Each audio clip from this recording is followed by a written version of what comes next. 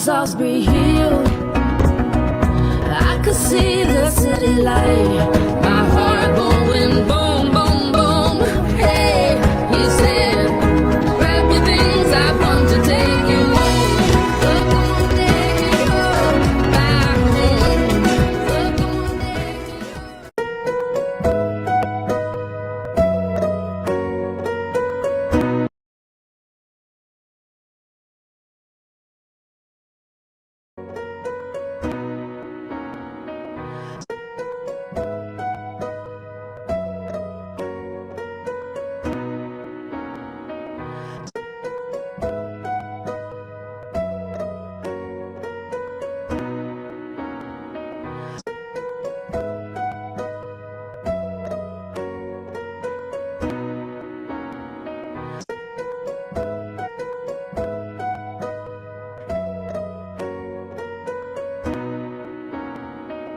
Climbing up on Salisbury Hill, I could see the city light, my heart going boom, boom, boom.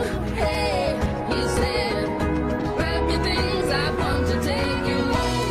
We're gonna take you back home. We're gonna take you.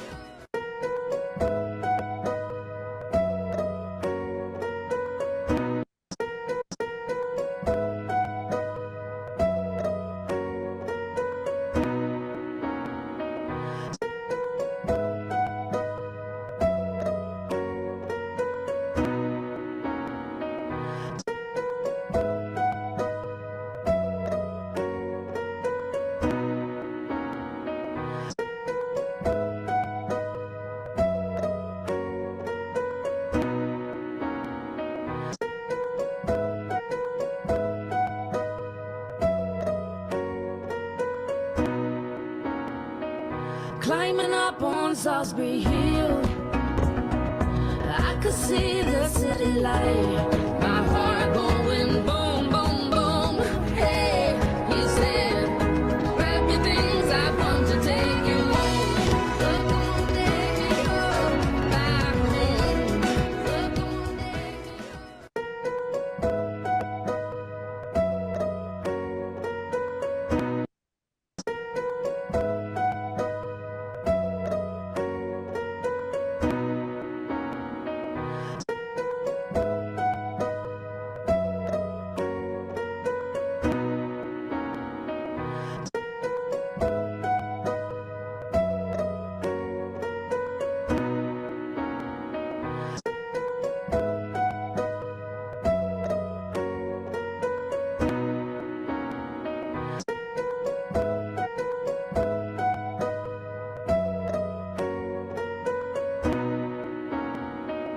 Climbing up on Salisbury Hill, I could see the city light, my heart going boom, boom, boom. Hey, he said, grab your things, I want to take you home. We're gonna take you back home. We're gonna take you.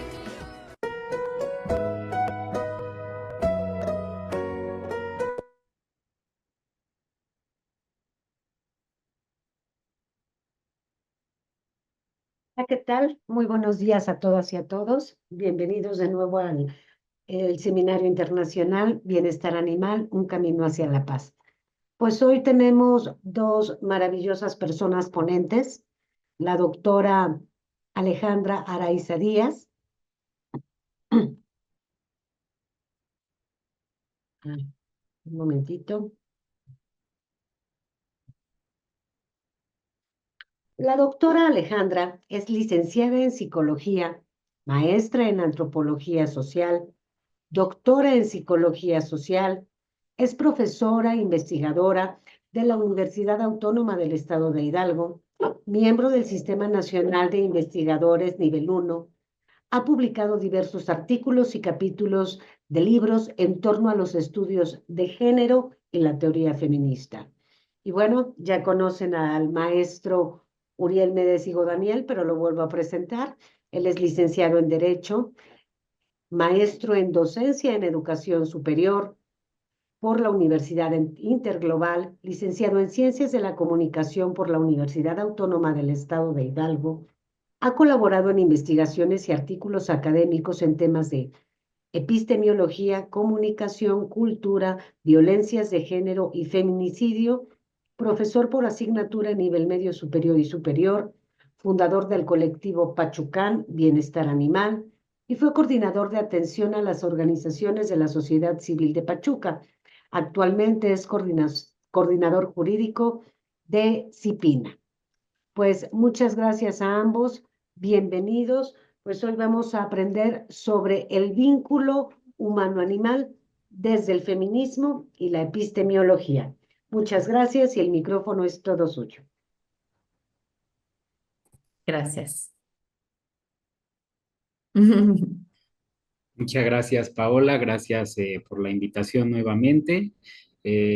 Buenos días a todas y todos y buenas tardes, noches a Alejandra Araiza, quien se encuentra del otro lado del charco. Y agradezco profundamente que haya aceptado mi invitación para platicar y sumar a las reflexiones de este seminario.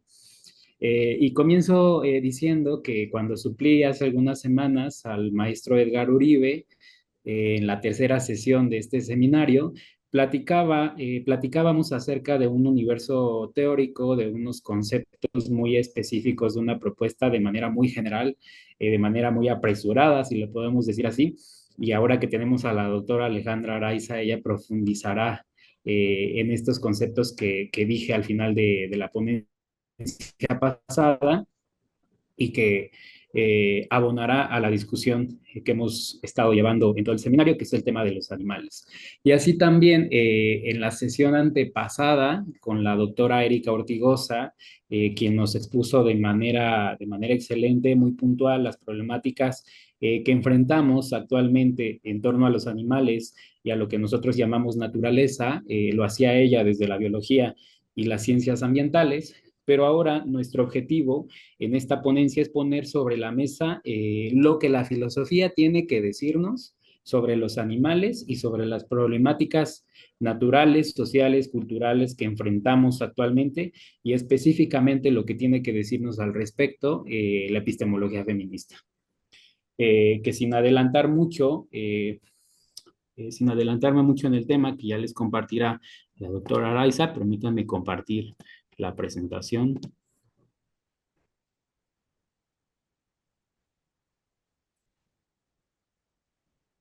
Okay. Sin adelantarme mucho, puede que algunas personas no estén familiarizadas o hayan escuchado muy pocas veces la palabra epistemología, pero decir que la epistemología es una rama de la filosofía que estudia el conocimiento, que estudia las formas de conocimiento, le interesa reflexionar en cómo se produce, en qué contexto, por qué motivo, etcétera. Y entonces desde allí irán estas reflexiones que hemos denominado epistemológicas. Repito, somos Alejandra Araiza y Uriel Medésigo y comenzaremos hablando de los animales desde la filosofía tradicional. Me gustaría hacer una revisión histórico-filosófica de cómo ha sido el vínculo entre humanos y animales a lo largo de la historia y comenzaré con un periodo de la época primitiva, que es conocido como el Paleolítico, en donde en un inicio la relación con los animales era meramente de subsistencia, una relación de subsistencia en donde en los orígenes del género Homo los animales se relacionaban principalmente con fines alimenticios, como incluso los grandes mamíferos cazaban a otros pequeños mamíferos con fines alimenticios. Pero luego, dentro de este mismo periodo, es que hay una relación, se empieza a crear una relación de poder, una relación de dominación, pues el humano, el Homo, empieza a autopercibirse como más listo que el resto de los animales. Empieza a verse como el animal más listo. Y esto pues genera esa relación de dominación. Y también empieza a aparecer una relación artística, una relación de representación, más bien, en donde empezamos a ver las representaciones de los animales por ejemplo, en las pinturas rupestres, en donde era más común ver animales que a personas, o también eran representaciones antropomorfas, pero aquí es donde empieza a visualizarse la primera dicotomía o el primer binarismo entre lo que conocemos como animales y humanos. Es decir, que el humano empieza a separarse de los animales y empieza a verse distinto. Desde luego que no solamente era ya después un tema de alimentación, sino también un tema de protección, como más o menos lo vemos en la segunda imagen. Los humanos empiezan no solamente a usar la carne, sino también las pieles para la protección. También es un tema de protección, utilizar a los animales para la protección, y también se empieza a utilizar como elemento decorativo. Se empiezan a colgar, por ejemplo, los huesos como tipo collares. Luego voy a dar un salto al antiguo Egipto, en donde hay una reconsideración de los animales, en donde dejan, los animales empiezan a relacionarse con los dioses.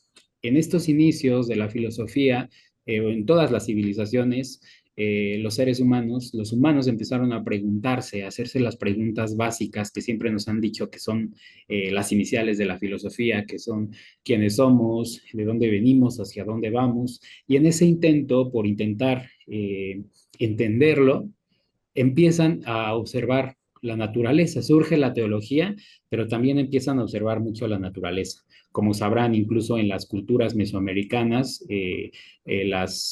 las deidades están asociados a elementos de la naturaleza, como el sol, la luna, etcétera, y en otras culturas, pues no fue la excepción, pero vemos incluso representaciones de los dioses que son antropomorfos o que son representados con animales. Entonces, hay historiadores que dicen que en este lugar y tiempo específico de Egipto, estaba prohibido matar a los animales. Había una pena de muerte por matar a los animales si no había una justificación alimentaria o religiosa. Después daremos otro salto a otra civilización, a la antigua Grecia, en donde empiezan a aparecer ya nombres un poquito más conocidos, en donde tenemos, por ejemplo, a los sofistas. Tenemos también a Pitágoras, que Pitágoras es considerado por muchos como el primer activista o el primer a favor de los animales, en donde él instaura una ética pitagórica en contra de la matanza de los animales. También decían que era pues el primero en establecer una forma de vida vegana. Y pues en los egipcios cabe resaltar que la protección que se le daba a los animales no era porque fueran considerados como seres sintientes, sino porque estaban relacionados con los dioses. Por eso, no es porque en realidad tuvieran una justificación como seres sintientes, sino era meramente teológico el asunto. Y luego los sofistas quieren entender las capacidades de los humanos, quieren entender qué es lo que nos hace humanos. Y entonces aquí empieza a aparecer otra dicotomía entre lo que es naturaleza y naturaleza humana. Ya ahí empezamos a ver cómo cada vez hay más binarismos y cómo empezamos a reflexionar en asuntos mucho más específicos. Luego aparecen nombres mucho más conocidos como Sócrates y Platón, que de Sócrates lo que sabemos por Platón es que él decía que solo los humanos pueden aprender, y eso nos diferencia de los animales. Humanos aprenden, animales no tienen la capacidad de aprender, y entonces aquí viene otra vez esos elementos diferenciadores, uno sí, uno no. Y aquí en todo esto el ser humano empieza a tener una noción de lo otro, ¿no? Ya habíamos dicho que anteriormente había la división entre animales humanos, bueno, entre animales humanos y no humanos, pero en realidad aquí ya somos animales o somos humanos. Somos distintos, de acuerdo con esta filosofía, ellos empiezan a decir, no somos iguales porque nosotros razonamos, porque nosotros aprendemos, mejor dicho, y pues tratando de responder a la pregunta ¿quiénes somos? La quieren responder a partir de una diferenciación del otro, es decir, de una diferenciación de lo que se considera como animal. Y aquí cambia un poco cambio el énfasis que se le da, bueno, que venía trabajando en las imágenes anteriores, Y quiero nombrarlo como algunas consideraciones en torno al lenguaje, en donde damos continuidad a estos filósofos que conocemos como clásicos, y aparece, que seguramente conocen una noción muy popular denominada son politicón, o lo que se conoce como animal político. Voy a apagar mi cámara, me dice que mi conexión es inestable. Sí, maestro, O se lo que, está cortando poquito. ok, voy a apagar un rato la cámara para ver si mejora un poco la calidad del audio. Bueno, decía que conocemos esta noción de son politicón o animal político, en donde se le ha dado diversas interpretaciones, que en la cultura popular o en la actualidad, cuando decimos animal político, decimos, el hombre es un animal político, y automáticamente es una idea asimilada a como que el hombre, el humano, tiene la capacidad de participar en la vida política de un país, ¿no? Es decir, una visión reduccionista en donde se va meramente a lo que se considera como partidista electoral. Y Aristóteles no pensaba al animal político como precisamente eso, sino como a su capacidad de organizarse colectivamente, de vivir en sociedad. Pero bueno, aquí había algo porque pues decía que los animales, el humano se organizaba, pero también hemos visto que hay animales que se organizan, que hay animales que viven en manada y que hay animales que son gregarios, ¿no? Que tienen estructuras más específicas, como las hormigas o como las abejas. Entonces, no es que precisamente el elemento diferenciador sea el son político en el animal político, sino después dice que en realidad es son logón ejón, que aquí aparece el concepto de logos, que como nos lo han dicho, significa tratado o estudio o razón, tiene que ver con el conocimiento, con tratado, estudio, razón, eh, pero no solamente significa eso, logos también significa palabra, y significa palabra en el sentido de una capacidad para comunicarse. Entonces, digamos que para Aristóteles el humano era un animal dotado de lenguaje, pero dotado de lenguaje en tanto que una capacidad tanto de raciocinio como una capacidad comunicativa.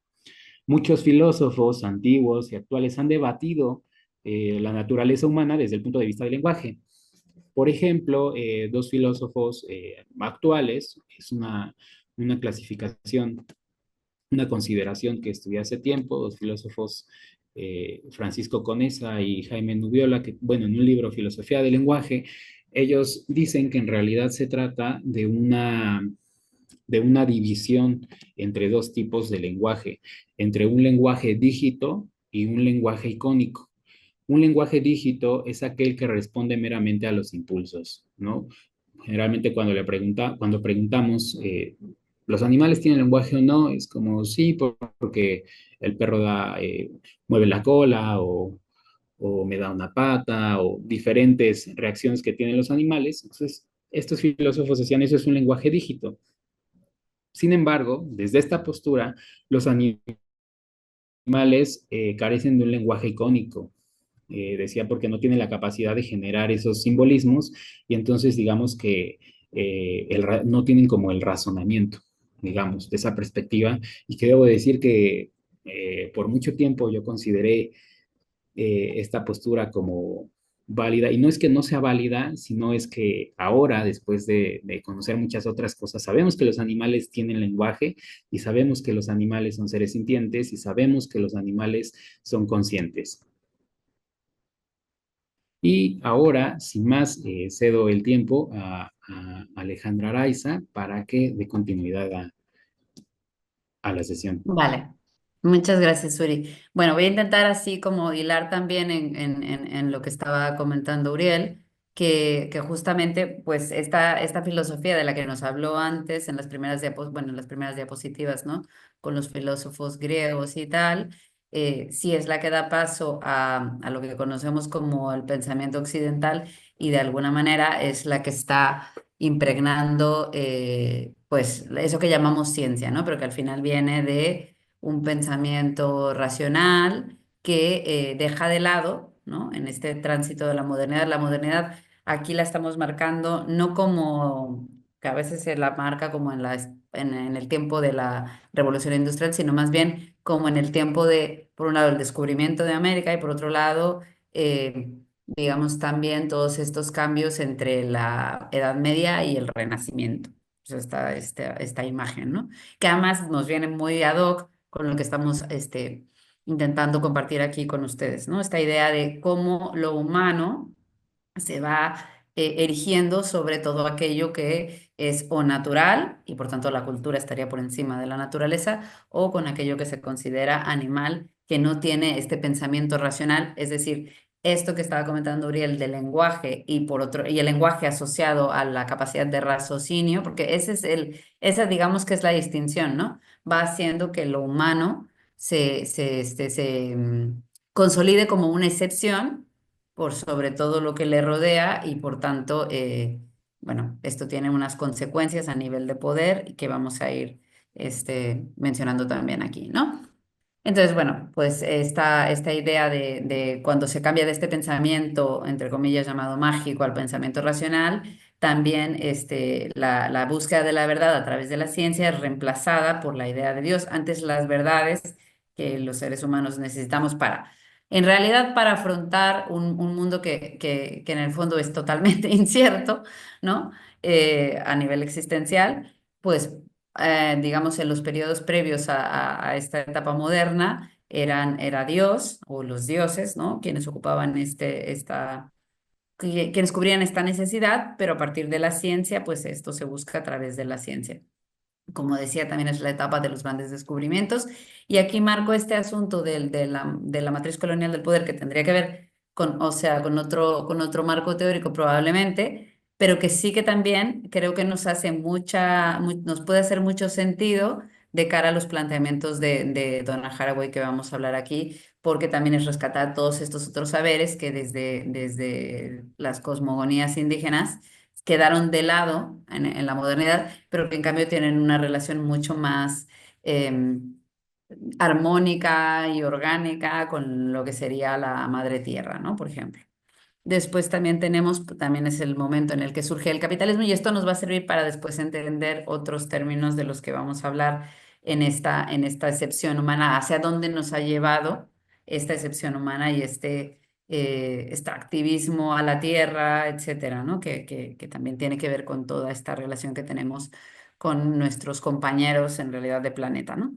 Y después, pues esta idea del pensamiento binario, que también ya más o menos algunas cosas mencionó Uriel, pero que se pueden derivar de ahí, como normalmente el pensamiento occidental ha tendido a ser binario. Quiere decir que va en pares, pero estos pares no es que simplemente son dos opuestos, sino que están ordenados jerárquicamente, ¿no?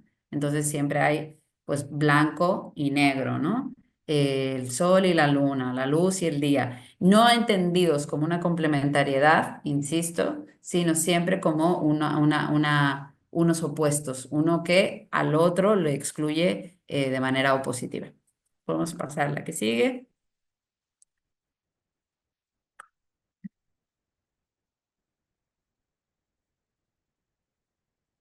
Te Bueno, regreso a la palabra. empezamos. Y aquí, con lo que nos compartía Alejandra, justamente que pues la matriz colonial del poder establece un único sujeto posible y como dijo Ale, la imagen de aquí va muy ad hoc con lo que estamos diciendo porque establece ese único sujeto posible como sujeto de derechos o sujeto de interés, pues que es el hombre blanco, heterosexual, de clase alta, ¿no? Todo lo demás queda fuera de la idea del hombre o de la idea de Lo humanos. humano. Es considerado como infrahumano, como algo distinto. Últimamente hemos hablado mucho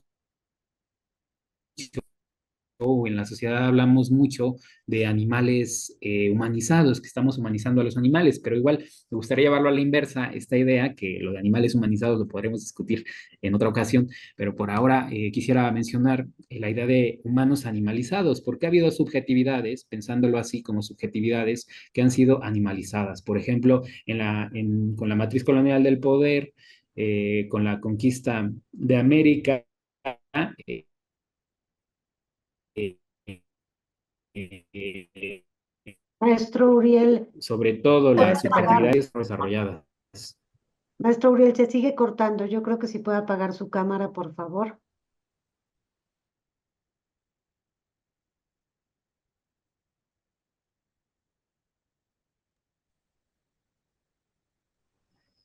Me equivoqué, apagué el micrófono de la cámara. ¿Se escucha No, mejor? pero sí, sí, sí. Sí, mejor, gracias. Ya está, ahora está. Ok, bueno, decía yo que pues hay subjetividades que fueron animalizadas, por ejemplo, con la conquista de América, con el colonialismo, bueno, con la colonización, es que son estas racializadas, subjetividades racializadas que son comparadas con simios como especies de humanos poco desarrolladas o subdesarrolladas.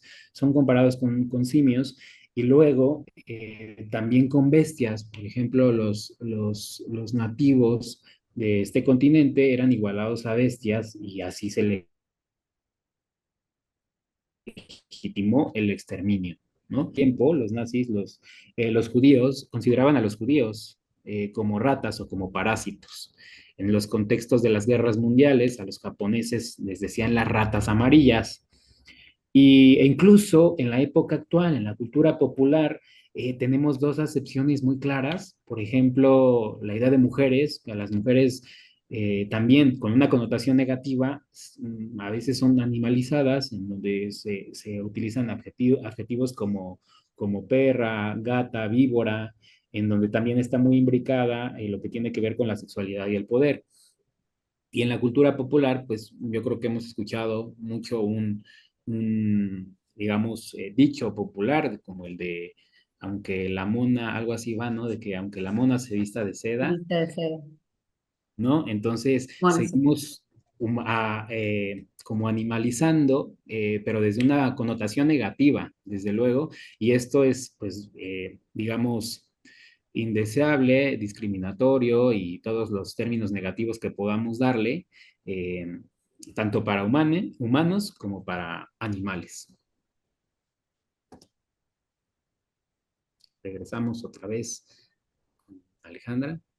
Vale, claro. Y entonces, eh, bueno, pues la idea un poco que nos parecía importante explicar de por qué queremos hablar así desde la ciencia y desde esta manera de concebir la naturaleza, para que también nos permita entender cómo hemos concebido a los animales y a lo humano. Nos parecía importante hablar un poco de qué era esto de epistemología, ¿no? Que salió como una de las cosas en las presentaciones que nos interesa tanto a Uriel como a mí, y tiene mucho que ver con la parte de la filosofía. O sea, la filosofía que cada vez, por desgracia, se enseña menos en por lo menos aquí en Europa ya casi no se enseña, o se enseña como una materia optativa en el bachillerato. eh, es justamente esta disciplina, ¿no? Que se encarga como de hacerse grandes preguntas que afectan nuestra vida. Y una de sus ramas, que es la epistemología, precisamente es la que estudia la manera en que conocemos. Por tanto, también desde un filósofo que se llama Kant, una parte específica de la epistemología podría equipararse a lo que se dice filosofía de la ciencia. Entonces es la que nos dice cómo se hace la ciencia para verlo de esta manera, ¿no? Entonces, esto es para poder presentar a Donna Haraway, que además de ser bióloga, es epistemóloga feminista, y un poquito para que podamos entender de dónde vienen los debates que ella plantea, ¿no? Entonces, en los años 80 en Estados Unidos, a lo mejor como ustedes pueden saber, dentro de lo que es la teoría de género, la teoría feminista, y sí, efectivamente la teoría de género, lo que más se ha desarrollado es este concepto de género, ¿no? Que es el que estudia esta construcción cultural, eh, diferenciada entre hombres y mujeres, es decir, que los hombres y las mujeres no somos diferentes por naturaleza, sino que hay una cultura que nos ha hecho ser así, distintos, ¿no? Y, pero que en realidad, pues detrás de eso hay cuestiones de poder. En los años 80, las teóricas feministas, aparte de preguntarse por esto, empezaron a decir, bueno, pero es que la propia manera en que conocemos, también la política en diferentes ámbitos, está atravesada por esta diferencia, ¿no? Entre hombres y mujeres, por esta construcción marcadamente distinta.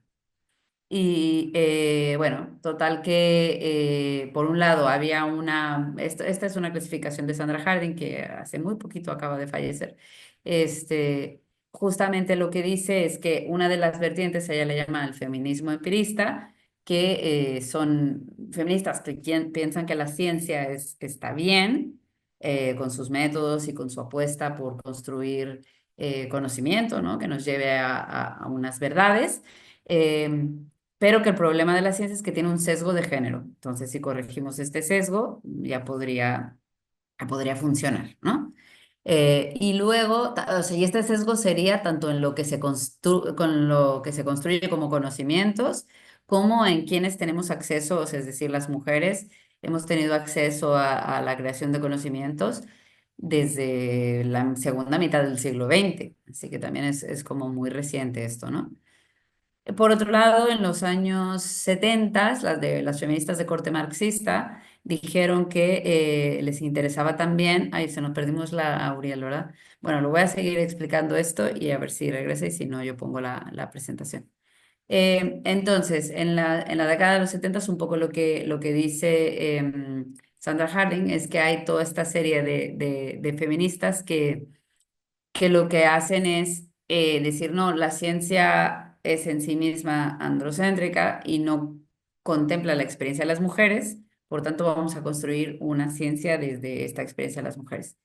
Esta versión, que tiene como un lado, ya insisto, de ir a poner los conocimientos infravalorados, tiene unos planteamientos muy interesantes, fue un poco cuestionada también porque podía quedarse simplemente pues en esencializar, en decir que solo las mujeres pueden construir conocimientos sobre las mujeres, por ejemplo, ¿no?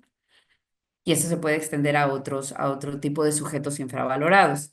Y lo que venía a decir después Donna Haraway, que ella podría estar un poco entre estas dos opciones y que se la considera como de los planteamientos postmodernos, ella dice, no, no es tanto desde la experiencia de ser mujeres, sino desde una posición situada, que podemos llegar a ser como lo que ella va a llamar conocimientos localizables, parciales, pero que sean críticos y que no aspiren a construir una gran verdad, sino unas ciertas verdades parciales de las cosas que nos afectan, con las que estamos vinculadas materialmente, que más adelante lo voy a explicar con más atención. Y desde Latinoamérica, que desde la teoría decolonial se le denomina Via Yala, pues también se está abogando por los feminismos decoloniales que intentarían eh, retomar todos estos conocimientos ancestrales que se han dejado de lado y que no se han considerado ciencia, pero que en cambio pues han acompañado nuestro estar en el planeta de manera milenaria, ¿no? Y ahí entrarían un montón de saberes que también pasaban en Occidente, que se quedaron por fuera, pero que al final sería pues darles un lugar, ¿no? Entonces esta sería esta siguiente vertiente. Así que la que sigue, Uri, si puedes.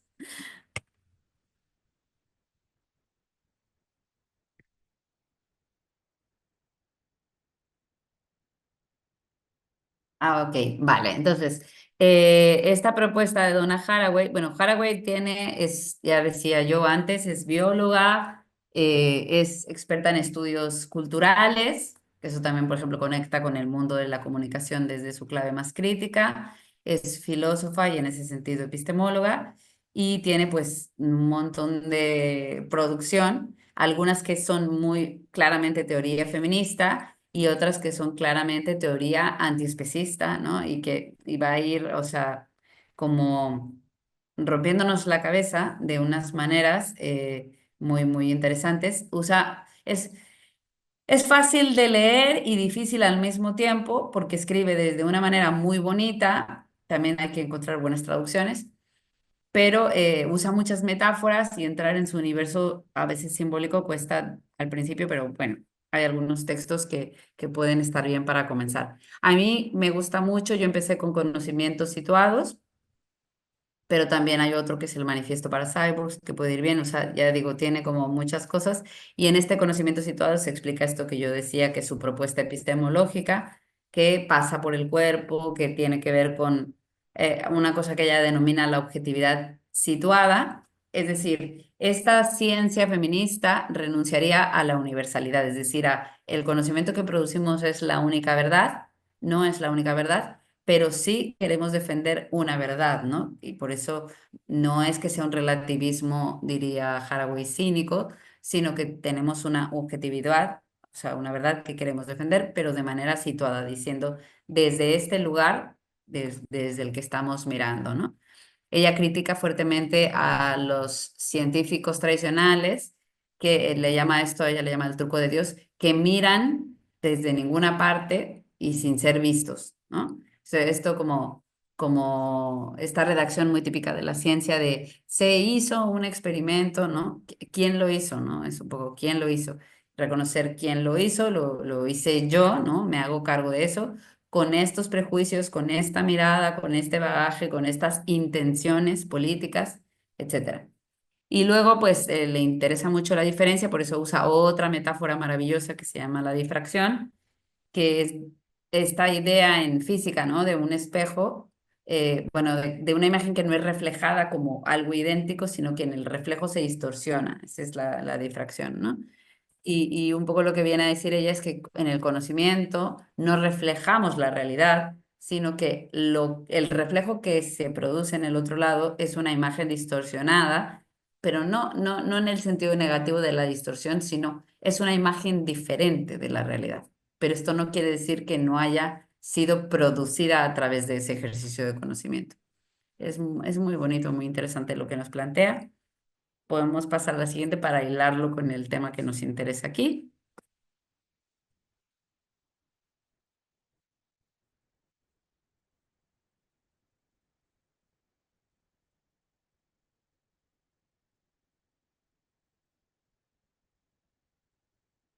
Ok, entonces, claro, ella hace como estos pensamientos binarios que habíamos dicho, dicotómicos que tiene Occidente, que pone un par por encima del otro, uno de los que más le interesa de construir o pensar o como queramos decirle, es el de naturaleza versus cultura, ¿no?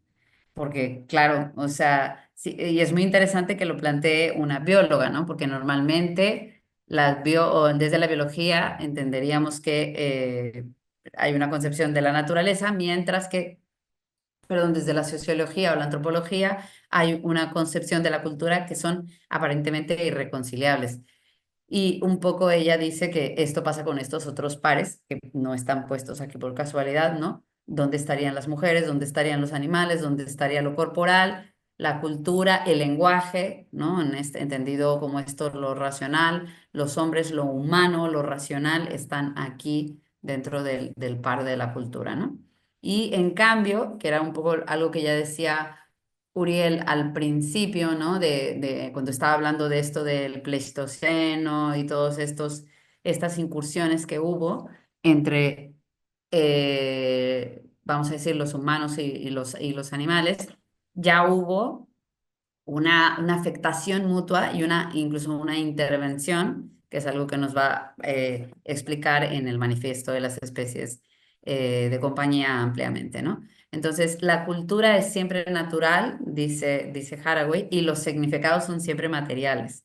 O sea, que en realidad mucho de o sea, la cultura es natural porque la hacemos personas que somos parte de la naturaleza, por decirlo así, pero al mismo tiempo lo material, lo natural está lleno de significados y esa retroalimentación es constante, ¿no? Por eso, como todas las personas, personas o las teóricas o teóricos que quieren salir de esta dicotomía, siempre apuestan por una cosa dialéctica, ¿no? Que ponga eso en reconciliación como una cosa inseparable. ella también hace lo mismo y por eso va a hablar del término naturocultura, ¿no? Como algo que no se puede separar. Y aquí lo que me interesa remarcar para el tema y también en lo que está trabajando a nivel de militancias que le interesan más a Uriel, es esto de la intervención humana sobre la naturaleza, lo que hace es que haya una implicación de lo natural también sobre lo humano, ¿eh? No somos una excepción como hasta ahora nos habíamos querido creer, sino que en realidad nos coimplicamos, ¿no? Nos afectamos. Así que podemos pasar a la siguiente. Ajá, y entonces en este libro tan bonito, bueno, desde Conocimientos Situados ya nos había hablado de estas conexiones parciales, ¿no? Que esto es muy interesante para Haraway, es una amante de lo vincular, de lo relacional, siempre está como poniendo esto en primera instancia cuando está hablando de conocimientos. Y claro, o sea, nosotras que somos científicas sociales, pues obviamente nos hace sentido que la relación y el vínculo que se genera con las participantes de cualquier investigación en la que estemos trabajando, pues es más que evidente. Pero desde las ciencias duras, en este caso la biología entendida así, también es absolutamente relevante esta conexión que se genera con esa otredad significativa que es un término que emplea. Ella siempre está leyendo con otras personas, ¿no? Y nos va a hablar de esta otra edad significativa, que es cómo ese otro al que quiero estudiar se convierte en alguien relevante para mí afectivamente, importante, al que le quiero dar un lugar. Y no es algo que tengo que esconder, sino al contrario, tengo que dejarlo claro, ¿no? Que es lo que pasaba en conocimientos situados.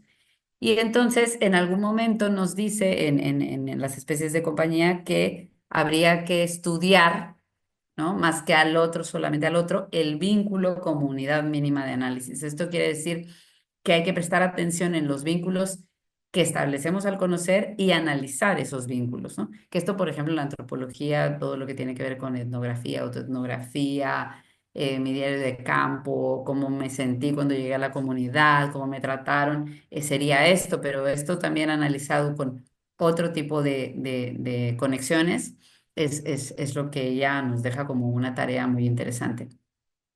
Y bueno, nos va a hablar también en el libro de Seguir con el Programa que en breve vamos a mencionar, de la importancia de pensar con otras, ¿no? Para romper esta dicotomía del sujeto que conoce y el objeto de conocimiento, no nada más pensar con otras en plan de crear teoría, sino también, que eso lo hace y lo hace de una manera exquisita, ¿no? Sino también cuando estamos, y eso, insisto, en ciencias sociales, si tenemos investigación participativa, por ejemplo, es muy evidente que sí podemos generar este pensamiento con las otras personas, ¿no? Con nuestras otras significativas. Pero de nuevo aquí el reto es cómo lo hacemos, por ejemplo, con animales, ¿no? Cuando se nos ha dicho que no tienen lenguaje, que es lo que nos lanzaba antes Uriel, ¿no? Entonces, en este libro, ella aparte de que va explicando todo esto y va explicando las diásporas que hacemos por el mundo con estos, en concreto los perros, ¿no? Estos animales de compañía. Que ella les va a llamar especies compañeras, ¿no?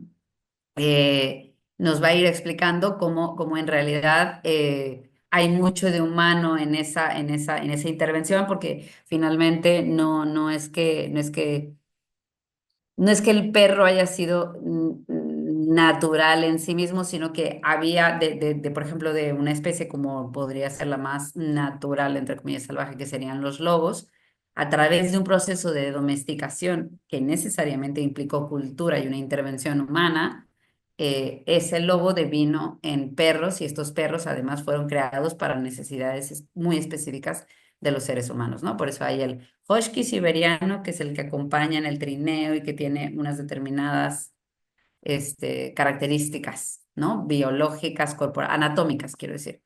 Y lo mismo pasaría, pues, no sé, lo que quieran, ¿no? Con el pastor alemán. Estaba creado para, ¿no? Intervenido, domesticado para funciones muy específicas. Luego esto obviamente ha cambiado, pero entonces ella va diciendo que nos acompañan en nuestras diásporas por el mundo, etcétera. Y por eso usa todos estos términos, estas metáforas, ¿no? Como la simpoiesis de cómo en realidad no lo podemos separar. Esto humano-animal está presente y todas aquellas personas que tienen una relación afectiva eh, en todos los sentidos con un perro o con un gato o con un animal, con una especie compañera, lo pueden saber mucho mejor de lo que lo estoy explicando aquí, ¿no? Cómo hay esta absoluta conexión.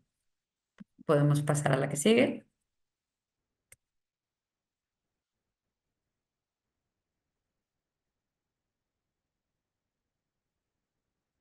Ajá, y entonces me comentaba Uriel que ya en la sesión anterior se había mencionado algo acerca del antropoceno, este término de Paul Crutzen, que justamente lo que nos está explicando, así como hubo este rollo de las eras, ¿no?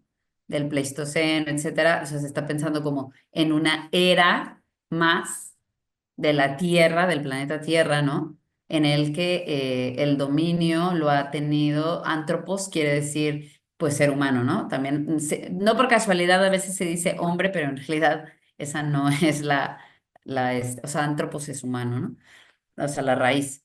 Pero bueno, vamos a poner que es lo humano lo que domina en esta era y un poco lo que plantea Paul Crutzen es cómo este dominio humano ha traído estas consecuencias para el planeta, ¿no?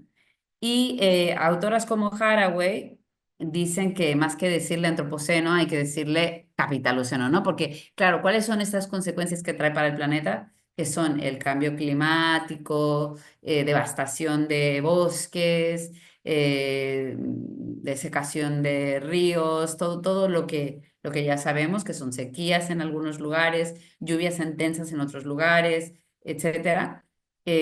Todo esto es producto de la exagerada explotación de los recursos del planeta, incluidos los recursos humanos, pero un poco lo que viene a decir Haraway y otras autoras es que no es exactamente algo producido por los humanos, sí, pero en concreto por ese sistema que efectivamente lo han producido los humanos, que es el sistema capitalista, ¿no? Este extractivismo y todo lo que trae consigo. Y como siempre hace, ella va usando un montón de metáforas. Es una amante de la ciencia ficción, y de la ciencia ficción feminista, por eso usa todo el rollo de SF, Science Fiction y, bueno, unas siglas que son muy presentes en su literatura. Y usa esto del Cthulhuceno porque nos va explicando, ¿no? Como desde toda un mito griego en el que son los terranos y todo este asunto, lo que ella quiere decir en el manifiesto Cthulhuceno es, nos llama a hacer frente a esta crisis planetaria de una manera responsable, ¿no? A esta responsabilidad. Es muy interesante lo que plantea y creo que es muy importante para esto para las nuevas generaciones, sobre todo en la era post-COVID, ¿no? De cómo hemos ido recibiendo todas también, pero creo que sobre todo la gente pequeña y la gente joven, un mensaje de que esto ya se va a acabar, ¿no? Y por tanto, si ya se va a acabar, pues no hay nada que hacer más que vivir a tope y consumir a tope, ¿no? Y a esto ella le llama como actitud de game over, ¿no? O sea, como cuando en los videojuegos ya se acabó, ya no hay nada más que hacer. Y esta actitud como súper apocalíptica o del tipo game over, ella la encuentra paralizante. Por eso el siguiente, después del manifiesto Cthulhuceno, que además lo trabaja mucho más ahí, viene este de Staying with the Trouble, seguir con el problema, que es, bueno, pero o sea, ¿qué vamos a hacer? Porque no vamos a dejar que también si es verdad que esto se va a ir acabando, ¿no? O sea, no sabemos qué va a pasar. Es muy probable que los humanos sí nos extingamos, pero esto, pues la Tierra ha tenido muchas regeneraciones. Pero mientras eso pase, ¿qué vamos a hacer? Entonces, un poco lo que nos invita es hacernos cargo de un planeta herido, como ella dice, ¿no? Y a trabajar este asunto de la responsabilidad, le pone, ¿no? Con H, que creo que están las siguientes. Adelante.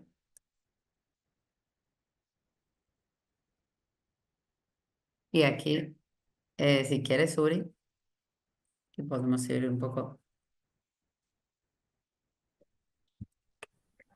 Sí, si quieres, empieza y yo termino con el... Ajá, pues esto, ella cuando va diciendo lo de lo que les decía antes, ¿no? De en este manifiesto de las especies de compañía, es que hay un artículo muy bonito que se llama Haraway y sus amores perros, ¿no? Que era un poco esta idea de, ella dice, si el conocimiento tendría que ser el vínculo comunidad mínima de análisis, tendríamos que estudiar aquello que más amamos, ¿no? Y entonces ahí empieza a hablar toda su relación, o sea, esto que decía, ¿no? De las diásporas por el mundo, hablarnos de toda la relación que hay entre el capitalismo, la historia, ¿no? Y toda esta conformación de especies. Es muy interesante ella cómo va diciendo, no nada más es que estamos relacionados, sino que dice, al estar relacionados y compartir fluidos, ¿no? Las babas del perro, etcétera, que están en nuestras casas, al final compartimos ADN y eso tiene a su vez una bueno, es muy darwinista, ¿no? Y entonces realmente es como puede haber una evolución, ¿no? Y por tanto, bueno, al final en el libro acaba con una ficción que ella misma propone es muy bonita, no voy a hacer spoiler aquí, pero que tiene que ver con las mariposas monarca, ¿no? Y además es preciosa porque bueno, a mí me emocionó muchísimo porque son estas mariposas que ya, que como saben, ¿no? Llegan estacionariamente a una parte entre el Estado de México y Michoacán, huyendo de los inviernos de Canadá y Estados Unidos, pero bueno, huyendo, ¿no? Ellas saben en su ADN, en su conocimiento, son estas migraciones que hacen también las golondrinas, otras, pero bueno. Entonces hay todo un asunto de recuperación del santuario de las mariposas, que esto son zonas protegidas. Entonces, cuán importante es proteger a estas mariposas y no sé, a mí la verdad que me emociona, además ahora hasta cuando lo decía me emocionó muchísimo porque es como en este momento en el que los discursos políticos que estamos oyendo del vecino país del norte no son nada alentadores, saber que siempre ha habido gente en Estados Unidos como Donna Haraway que al contrario saben cuán unidos estamos, ¿no? O sea, a nivel de natural, sí, por un lado, pero también de saberes de los indígenas norteamericanos y de los indígenas de Mesoamérica, ¿no? Que finalmente siempre ha habido todo este pasaje, ha sido como el de las mariposas. Y esto es precioso en el libro y nos invita a esto, ¿no? A que estas especies que nos han acompañado en estas diásporas por el mundo, con las que al final, y esto yo creo que sí, que yo prefiero que lo digas tú, Uri, porque me parece importante, ¿no? ¿Qué nos pasa cuando generamos parentescos con estas, con estas bellezas? Sí, bueno, pues justamente como decía, como nos va diciendo Alejandra, en todo este universo teórico de Donna Haraway y en toda su literatura que existe, pues está llena de metáforas, pero es una lectura muy bonita que yo he aprendido a disfrutar y me parece también curioso que cada quien llega a un autor en específico por temas diferentes o por intereses diferentes. Alejandra me había hablado de Donna Haraway hace mucho tiempo y ahora como de, ah, sí, Donna Haraway. Eh, como algo que no terminaba de involucrarme completamente. Y es hasta que empiezo a tener una relación más directa con los animales que me decido a leer más en forma Donna Haraway, no solamente de forma tan aislada, sino ya de forma directa y no de forma indirecta. Generalmente leer a autores, digamos, de la gama de Donna Haraway, no los leemos indirectos, lo que nos dicen otros sobre ellos, pero leerlos directos a veces resulta difícil. Pero al leer el manifiesto de las especies de compañía es donde, pues, sobre todo pues nos presenta algunas reflexiones para repensar el vínculo, cómo hemos entendido el vínculo entre humanos y animales. Y yo quisiera, sobre todo, volver a traer la discusión al tema del lenguaje. Voy a leerles un pequeño parrafito. Este es el libro, el manifiesto de las especies de compañía. Eh, Eh, y Y en uno de los capítulos finales dice, digo, y esto puede causar incomodidad, pero creo que es importante decirlo. Voy a apagar la cámara para que no me pase lo de hace rato. Este, Dice, me resisto a ser llamada la mamá de mis perros porque temo la infantilización de los canes adultos y la identificación errónea del importante hecho de que quería perros, no bebés. Mi familia multiespecie no se basa en la maternidad de alquiler y en sustitutos. Estamos tratando de vivir otros tropos. Necesitamos otros nombres y pronombres para los géneros de parentesco y de las especies de compañía, precisamente como lo hicimos y lo seguimos haciendo para los espectros de los géneros. Pues aquí la invitación de Haraway es precisamente eso, o sea, ella se separa un poco de la idea, eh, aunque no muestra una como incomodidad tan tajante, pero sí se separa del término mascota, como lo hemos hablado anteriormente, pues Mm. mascota desde de su etimología tiene que ver con la idea de algo de un talismán y eso pues es una visión un poco utilitarista, ¿no? Y entonces también reconoce que se les ha nombrado como animales domésticos, como animales de compañía, pero ella su propuesta de nombrarlo sería todavía un poco más allá y que nos reconozcamos como iguales, que sería precisamente especies de compañía. Más que animales de compañía, somos especies de compañía, porque animales de compañía sigue creando esa dicotomía Reproduciendo. entre animales humanos y animales no humanos. Entonces somos especies de compañía o como Ale lo decía, especies compañeras. Y bueno, también eh, más atrás, regresando al tema de la mascota, dice, eh, ser una mascota me parece un trabajo exigente para un perro que requiere el autocontrol y las habilidades caninas emocionales y cognitivas que le corresponden a los buenos perros trabajadores. Más aún, el juego entre los humanos y las mascotas, así como simplemente pasar el tiempo de forma pacífica, estando juntos, acarrea alegría a todos los participantes. Seguro ese es uno de los significados importantes de las especies de compañía. Sin embargo, el estatus de las mascotas pone al perro especialmente en peligro en sociedades como en las que yo vivo. El riesgo de abandono cuando menguan las afecciones humanas, cuando la conveniencia de la gente toma prioridad o cuando el perro falla en su entrega en la fantasía del amor incondicional.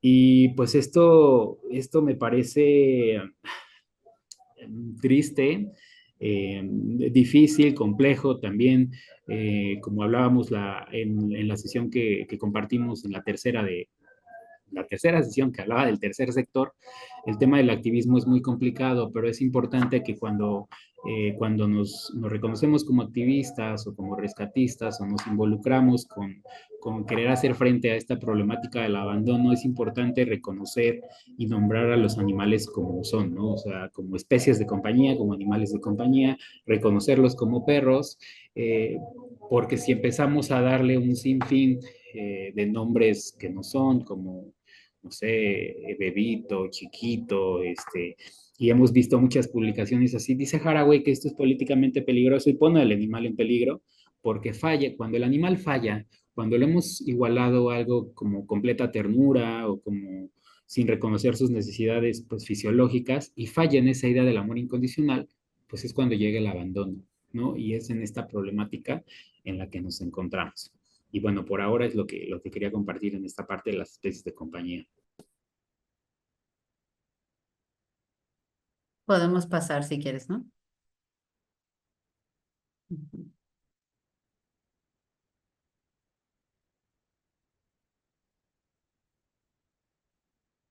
Sí.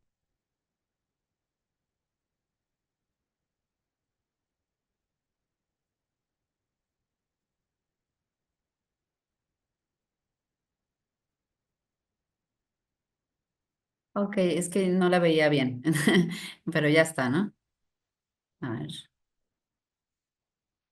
Ok, pues esto, un poco en la misma línea, ¿no? Creo que lo que estabas diciendo del vínculo, ¿no? Repensar el vínculo como y cómo resignificarlo como algo productivo, creo que tenía mucho que ver con esto último que decías. Eh, eh, o sea, nos invita a comprender esa parte.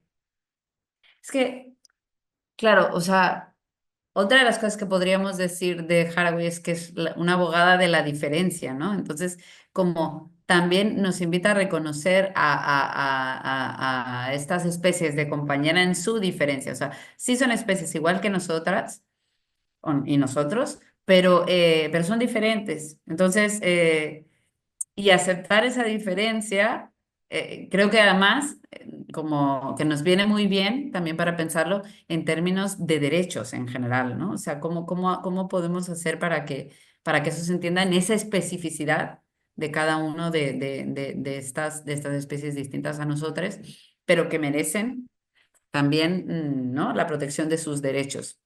Entonces, esto creo que tiene que ver con cómo hacemos que ese vínculo nos haga más responsables de nuestro contacto con estos seres, porque además, insisto, ¿no? Lo que decía antes de seguir con el problema y hacernos cargo de un planeta herido requiere eso, ¿no? O sea, no solamente a los animales, sino todo lo que nos rodea que estamos devastando, ¿no? Y ahí, por ejemplo, tenemos un colegui, ¿no? Que es Norman Monroy, que también ha escrito esto sobre toda una zona devastada de Hidalgo, como puede ser Tula, ¿no? Las zonas aledañas a Tula, el Valle del Mezquital y todo lo que ha pasado. Y es como, ¿cómo hacemos para mirar de esta manera responsable y hacernos cargo de este planeta herido, que está más cerca de lo que nosotros pensamos, ¿no? Pero que nos corresponde a nosotros y a nosotros hacernos cargo, ¿no? Entonces, para mí sería esto. Y bueno, o sea, no sé tú qué querrías agregar, Uri, pero yo pienso que es en esta línea, ¿no? Pues yo por último decir que sí, que, o sea, que es muy importante la propuesta, sobre todo que quisimos presentarles aquí, es la de generar parentescos raros y de pensar el vínculo como la unidad mínima de análisis. Y por último, solamente igual, que yo lo leo y me gusta leer porque creo que no lo puedo decir mejor yo que como lo dice tal Haraway. Entonces, estas pequeñas líneas y dice, vivir con animales, habitar nuestros relatos, tratar de contar la verdad sobre la relación, una historia cohabitada y activa. Ese es el trabajo de las especies de compañía, para las que la relación es la unidad de análisis más pequeña posible. Y bueno, creo que con eso yo cierro lo de especies de compañía. Pues sí, eso sería, ¿no? A ver cómo hacemos para arraigarnos en este planeta y dar respuestas, ¿no? Así que iría por ahí y ya estaría. Pues muchísimas gracias, doctora Alejandra, maestro Uriel. Creo que nos han dejado con muchas reflexiones, que cada quien creo que nos toca hacer una introspección, ver en dónde estamos y qué queremos, ¿no? Entonces, pues no sé si alguien tenga alguna pregunta, algún comentario al respecto. Bueno, había un comentario en el chat que dice, los de Dosca Terminal, los animales se comunican todo el día. La diferencia es que uno no sabe leer su comportamiento, que esto es parte de la etología canina. Estoy completamente de acuerdo, incluso, pues siempre los activistas utilizan la frase de darle voz a quien no la tiene. Y a lo que siempre les comento, no pueden hablar nuestro idioma, pero claro que tienen voz. Incluso yo creo que de las voces más bonitas de todas las especies son las de las aves, ¿no? El trinar, el barritar, el musitar, ladrar, esa es su voz. Entonces, nos pregunta, bueno, les pregunta Raúl Rojas. ¿Qué piensas sobre el hecho de matar, llámese sacrificio, animales para proteger a líderes del crimen organizado que utilizan como práctica para no ser detenidos? No sé si quién quiera contestar o si los dos desean responder. Va, Suri.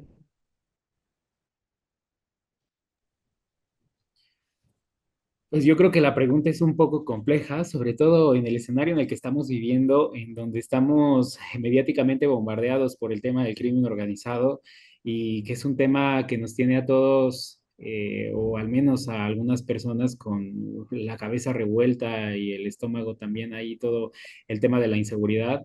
Eh, pues es complicado. No sabría específicamente cómo responder en qué medida qué podríamos hacer, ¿no? Si en términos de dar una respuesta, digamos, utilitarista o algo, pero en términos de Haraway, pues es como precisamente hablar de, como lo decía, el término de responsabilidad, o sea, como de pensar y cómo seguimos reaccionando frente a los problemas. También muchas propuestas teóricas han dicho que hemos perdido nuestra capacidad de asombro frente a todo lo que estamos viviendo. Y no sé, a mí, por ejemplo, algo que me parece muy fuerte en el tema de los animales y cómo hemos normalizado la violencia y ha sido y sigue viéndose como algo normal el maltrato y la muerte de los animales, es que vamos pasando por una carretera y, no sé, yo que vivo por la México Pachuca, ¿no? Vamos pasando por la carretera y nos encontramos un animal muerto, un perro o un gato y en otros casos un burro, un caballo, un puerco de que se escapan y es normal, es completamente normal para nosotros ver cadáveres en la carretera y para los niños empiezan a normalizar la muerte de los animales como una vida que no importa, ¿no?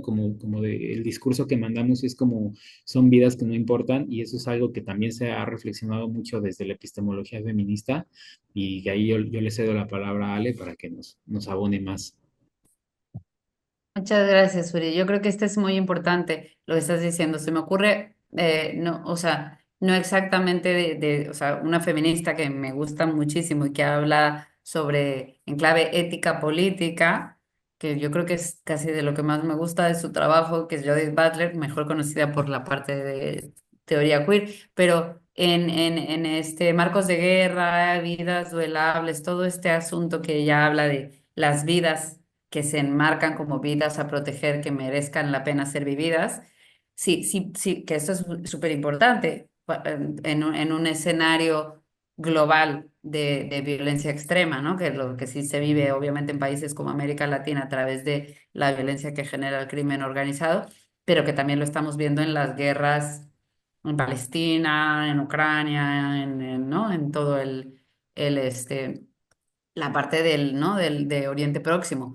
Pero de alguna manera lo que creo que esa propuesta que hace ella de las vidas que cuidemos y que enmarquemos como vidas que merezcan ser la pena vividas, con la propuesta de Donna Haraway, si las reconocemos como especies compañeras iguales a nosotras, porque somos, ella dice, ya no hablemos de humanos en el antropoceno, sino hablemos de terranos, y todas, también por ahí va el Cthulhuceno, ¿no?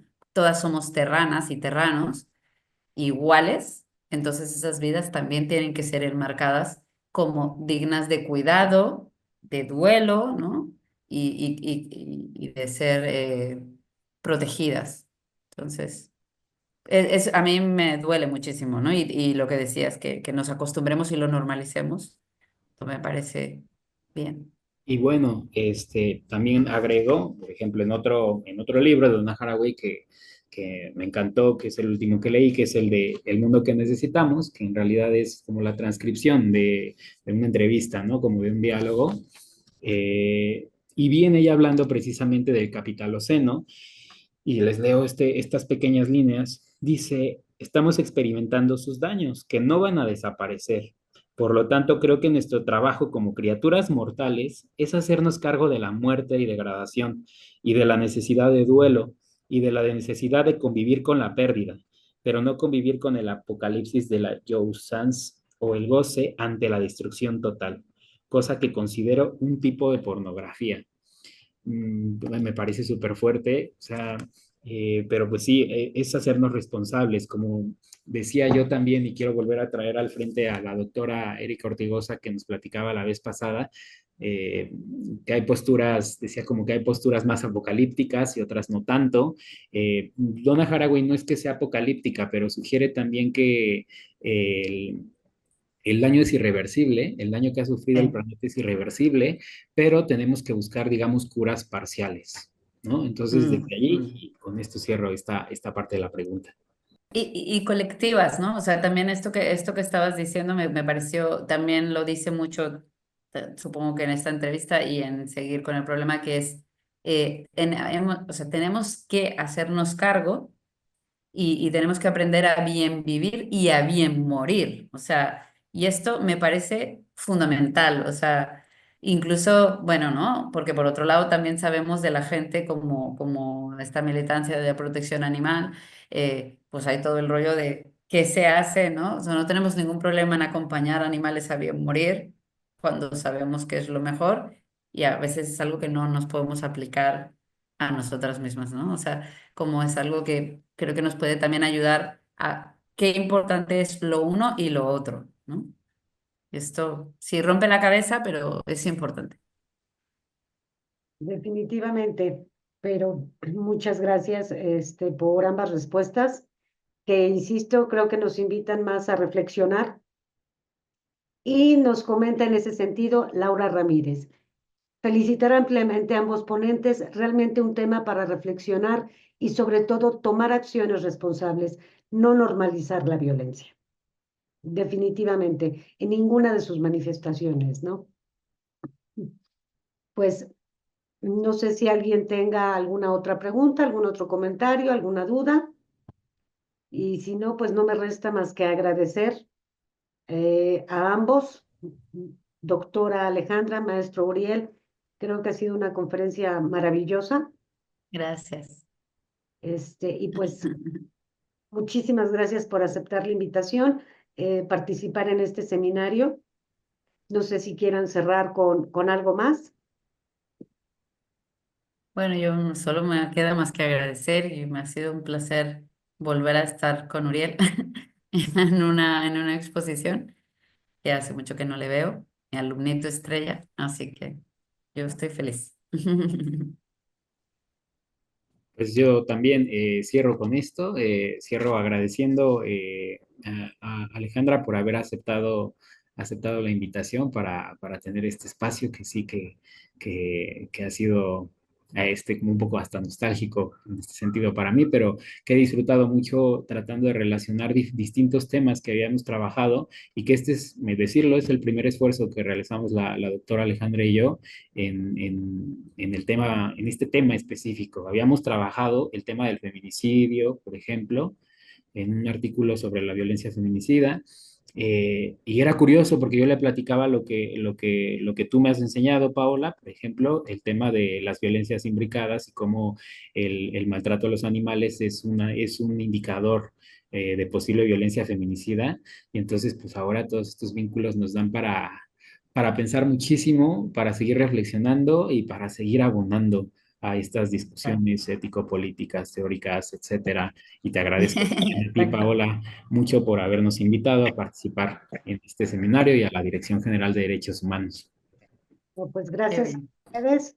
Pues muchísimas gracias a todas y a todos los que nos acompañaron. Nos vemos el próximo lunes con el maestro Felipe Márquez de Humane World for Animals sobre actuar en contextos de desastres con los animales de compañía, cómo nos ayuda ese vínculo en un momento tan delicado, tan vulnerable para nosotros y cómo tienen que actuar las autoridades también, precisamente para no dejar a unos fuera, ¿no? Asumirnos como terranos, ¿correcto, doctora? Sí. Que todos merecemos, tenemos los mismos derechos y pues bueno, entonces nos vemos el próximo lunes, que tengan un excelente fin de semana y de nuevo muchas gracias, doctora, maestro. Gracias. Muchas Hasta luego. gracias. Adiós.